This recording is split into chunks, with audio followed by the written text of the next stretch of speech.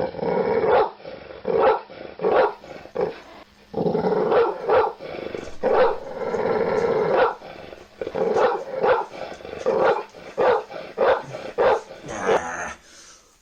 up, YouTube? Big Dog here, back in for another edition of Big Dog Movie Reviews.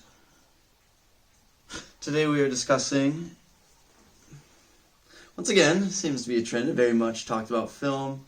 That film is, of course, 1917. A lot of Oscar noms for this one. A lot of talk about this one. Spoilers in this, by the way. Spoilers. If you haven't seen it yet, wait till after you see it to watch the video. And, same format as always, likes, dislikes, final score, final comments. Then the girl from Terminator there can chime in if she's still alive. She's in pretty rough shape. Or Arnold or Miranda, one of the three. Let's get into it. So likes, try next prize here, but cinematography, obviously. The whole film is shot, essentially, more or less, in, like, one camera shot, which is obviously a really cool thing about the film, a very unique thing that I haven't seen at all, if ever. It's about as, which also adds to the likes for me, because it makes it has no choice but to be a linear story. And as I've discussed a couple times before, I do not like non-linear stories. So yeah, big plus on this one. George McKay did an amazing job. He played Schofield in the movie. An absolute scene stealer every time he was on there, and extremely believable.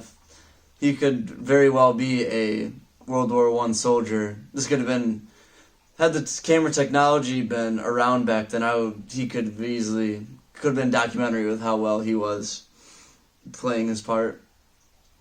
It's a very different kind of war movie. It's it seems to me it was more focused on storytelling than any action was, which was a very different perspective for a lot of war movies that take place like in the middle of the war, like this one does. Like, it's on the battlegrounds, it's on the battlefield. But it's not to say that the action wasn't good, though. It was still all the action sequences were still pretty well done, and definitely kept me on the edge of my seat. And there's plenty of twists to keep me intrigued in the story. Big spoiler coming up, but when Blake, who's Schofield's friend, gets stabbed and dies, that took me by surprise. Even though a lot of main scenes in the trailers are all of Schofield by himself, I still thought Blake would have made it to the end. Boy, was I wrong. And the scene where the mouse triggers the tripwire in the, trench bunker thing that they were in, really threw me out of my seat. I knew the mouse was going to trigger the tripwire, but I didn't think it was going to happen the moment it did, and it launched me out of my seat and scared the living piss out of me. That's into talking about that scene. That's a good segue into talking about how many well-done scenes there were in this film. Like I said, when the mouse set off the tripwire and it exploded everything, where they were underground, so that damaged the infrastructure of everything, and the whole ground started to come in and down on top of them. Schofield was buried and blinded by the dust and couldn't see. Blake was the only one that could see, so Schofield was grabbing onto him and just following him around, and Blake was yelling at him. He's like, "Don't let go, don't let go." And I thought it was just a very intense scene and a very good one. There's obviously the scene in the trailers where Schofield's running around. Down the line as bombs are going off, the troops are charging in around him. I thought that was a very good, well done scene. When they were getting the truck unstuck, long story short, shortly after Blake dies, Schofield hooks up with some other British soldiers on their way down to a front line, and the commanding officer of that group offers Schofield a ride for part of the way. And then they get stuck. The truck gets stuck in a pile of mud, and it's just like the way Schofield acts and behaves when this part is going on. It's very believable, and it's very intense, because you can tell he's just he's super stressed. I mean, his friend just died before his eyes, and B, he's still got this, even, he's alone now, so this weight of this big mission is all on his shoulders now. It's not spread amongst the two of them. And I think he's just realizing that he's got a lot he's got to do. So he gets very stressed and starts barking orders at everyone else. And I thought that was really intense. And then probably my favorite scene is as he reaches where he needs to go, there's all these troops in a big circle listening to a guy sing The Wayfaring Stranger. And I thought that was the best scene there, because you could tell he's just physically, emotionally drained and everything as he like stumbles into this place. Just sits down and rests his head up against a tree. As he just sits there and listens to this very calming song, I will say. But you can tell he's just so emotionally and physically beat down that he can hardly do anything. Then he finds out that's where he needs to go, and he just springs back to life and runs down to find the guy in charge, aka Benedict Cumberbatch. And it was just so, like, oh my god, so many scenes were just so well done in here.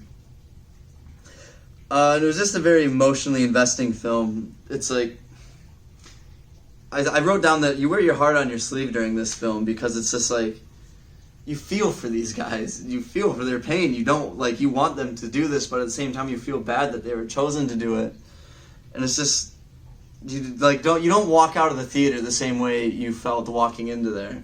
This movie, like, it makes you think about your emotions and how you feel and everything. It's very, it does what it has to with your emotions times 10. It does a very good job of making you feel the way you're supposed to feel.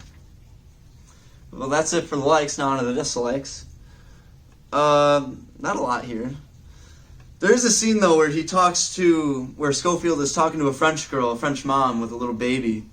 And they're carrying on a conversation in two different languages. He's speaking English for the most part, and she speaks French for the most part, obviously, because they're in France and he's from UK. Excuse me. But it's like, they almost understand each other perfectly, but then they throw in little, like, hints that's like they don't understand each other perfectly. Like, one will try speaking English, and then Schofield will try and speak French. And I just thought that scene was kind of there's a lot of well done scenes. I thought this scene was kind of messily done. I didn't think it, like, if they could have just, I don't know, spoke the same language very roughly, or even just like didn't understand each other, but except for like hand motions and whatnot. I thought that would have made it a little better. As well as the ending. Ending was good, but I just felt there could have been a little more. With such like an epic journey like that, the ending was the epic journey that Schofield went through in that like one day and night. It was like not a long time, but it's like I felt they could have ended it on a bit more powerful note. Like, it wasn't bad, like I said, it just kind of fell flat. But that's really the only two criticisms I have for this film. It is a rather good one. And I would say I didn't like it as much. Taking these notes, it really made me think about it a little bit more. I wasn't too impressed with it when I first walked out, but after writing down my notes and having to think about the film a little bit more, it definitely helped its score. So I'd say after everything considered, I'll give it an 8 out of 10. It's a great film and definitely deserves some Oscar nominations. Not a whole lot, in my opinion, but definitely some. I mean, if it doesn't win cinematography, I'd be a little surprised.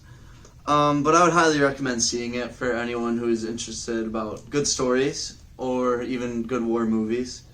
Like I said, it's not your typical war film. It's a very different perspective on them. So, yeah, definitely watch it if you get the chance. 1917 earns a 8 out of 10.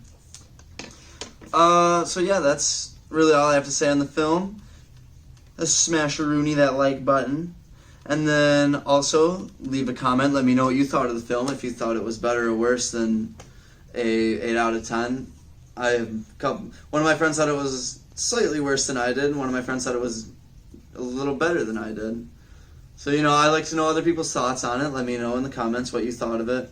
And as always, if you're any movie fan whatsoever, you just want a second opinion on films, do subscribe to the channel. I keep the movie reviews flowing. And as always, if you're looking to get a little more involved with the channel, do follow the corresponding Twitter, Instagram, and Letterboxd accounts. The username for all three of those is @BigDogMR79. I'll put that at the screen momentarily, but that's all I have for today. I'll see you for the next movie review, but until then, I urge you to change the world. See you later.